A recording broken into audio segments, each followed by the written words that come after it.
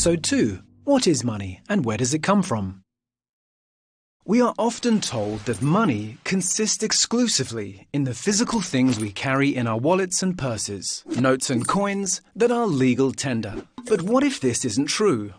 According to the social credit analysis of Major C.H. Douglas, not to be confused with Chinese social credit, money is any medium, no matter of what it is made or why people want it, no one will refuse in exchange for his goods. Throughout recorded history, many things have served as money. Beads, coconuts, corn, hides, playing cards, salt, shells, sticks, tea, tobacco, copper, silver, gold, metallic coins, paper notes, and many other things besides. In the modern world, money has also taken on the form of bank credit, which exists as mere bookkeeping figures, or, in the computer age, as intangible numbers in a bank's computer systems. Today, there are basically two forms of money: bills, coins, and central bank money in the form of electronic bank reserves that are provided by or on behalf of the state, and commercial bank money or bank credit. The notes in our wallets and coins in our pockets, i.e. currency or legal tender, are only a small part of the money supply. Most of our money is created, out of nothing as it were, in the form of an accounting entry by a commercial bank. In fact, such bank credit constitutes 95% or more of the money supply in most Western countries, with legal tender, which is typically created by a government, constituting the tiny remainder. Whenever a bank makes a loan, buys a security, or makes any other purchase, it creates the necessary money in the form of bank credit by an act of fiat. Similarly, whenever someone or some entity repays a loan to a bank, or buys a bank-held security, or pays to cover the operating costs of banking services, bank credit is destroyed. What this means is that the money supply is not permanent. It does not circulate indefinitely from one hand to another. Rather, it cycles in and out of existence. In order for its volume to remain constant or to increase, new credit must be created at a rate that equals or exceeds the rate of destruction. The commercial banks do not, of course, offer their money creation and destruction services, their bookkeeping duties, for free, or even as a public service at cost. Rather, they regard the money that they create as a scarce commodity that is to be bought and sold for as much interest as a monopoly market can bear. While there are legitimate questions that can be posed about the ethics and even the economics of renting the community's money supply from a private monopoly, the social credit analysis runs in a deeper, more all-encompassing direction. This animated series was sponsored by the Clifford Hugh Douglas Institute for the Study and Promotion of Social Credit. For more information on Douglas Social Credit, please visit socred.org or socialcredit.com.au. Be sure to like this video and please subscribe to our channel. So one of the common confusions which is still prevalent today, albeit amongst a minority, at least I hope it's a minority, is the notion that money exists exclusively in physical, tangible form. What is money? It's notes and coins that we keep or used to keep in wallets and purses. On that view, the digital numbers that people have in their accounts are simply records of the bills and coins that the bank is keeping on their behalf. Well, we know that that isn't true because if everyone went to the bank and tried to pull out their money in physical form, there wouldn't be enough bills and coins in the whole of Australia or in any other country to satisfy the demand. Bookkeeping money, or in the computer age, digital money, far exceeds in quantity the type of money that is tangible or physical. Other people are aware that most of our money exists in a digital form as an intangible, but believe that the banks make their money by lending the money that is deposited with them. In other words, they think that the banks obtain their loanable funds from depositors, and that they therefore act as intermediaries connecting savers and borrowers. But this doesn't explain where the digital money comes from in the first place. As you saw in the video, the reality is that the overwhelming bulk of the money supply, let's say 95% or more, exists in the form of bank credit, and that bank credit is created out of nothing every time a bank makes a loan, buys a security, or makes any other purchase. The banks literally create the commodity that they lend or use to buy things themselves by an act of the will, by an act of fiat. Now that should come as a bit of a shock. What other business can, by a mere act of the will, create the thing that they are selling? There are, of course, rules and regulations, both legal and business-based, that limit and condition that money creation process. So it's not a free-for-all. But still, it's a rather remarkable and mysterious power. In accounting terms, the loan, the security, or the bank purchase, so long as it's something tangible, is considered an asset, and the money created is considered a liability on the bank's books. So banks are not on-lenders of the savings of consumers and businesses. They are creators and destroyers of money in the form of bank credit. Because the flip side of the money creation process is that whenever a loan is repaid to a bank, or a bank-held security is sold, or a bank purchase needs to be paid for by the clients of the bank, the money the bank credit collected to do those things is destroyed.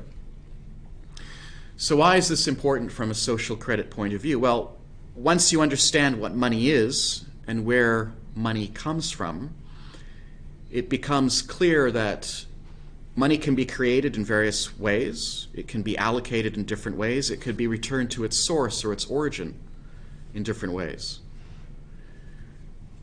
Money that can be created out of nothing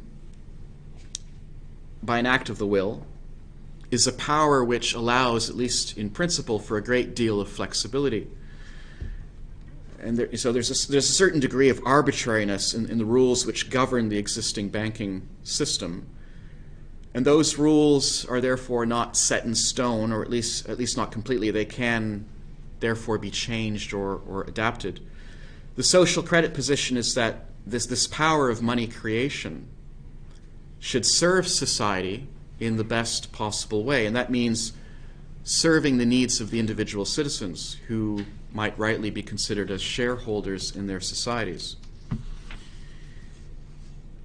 So if we find, as Douglas contended, that the existing financial system, because of the way it's designed and the way in which it functions, is interfering with our capacity to fulfill the true purpose of economic association, the delivery of the goods and services that people need to survive and flourish, with the least amount of labor and resource consumption, then clearly there's an argument, if we have any concern at all for the common good or for the public interest, to change the money system so that it is no longer thwarting our economic potential. Rather, the system should be redesigned in such a way that it releases that potential to the maximum possible extent. Oliver, over the last 12 months we've seen some unprecedented questions arising about employment and money. The government, to stabilise the economy from that perspective, has introduced JobKeeper and Job Seeker. And potentially this could continue if the government perceives that they need to be re-elected on that basis. What is the potential danger? What is the sustainability of this course of action? That depends on which economic school or which heterodox theory you favor, adhere to. I mean, if you listen to modern monetary theory people, they would say that you could fund this, ad infinitum forever, because governments can always create money and can't go bankrupt and so forth. There are others, of course, of more classical persuasion who would say, well, you can't keep driving up the debt indefinitely, and this is going to have major repercussions in terms of taxation and the burdens that you'll place on future generations. But from a social credit point of view, it's a demonstration, I suppose, a live demonstration that even with certain reductions in employment, these people have lost their jobs and so they're getting something from the state. Nevertheless, as far as our capacity to produce goods and services is concerned, the sky hasn't fallen.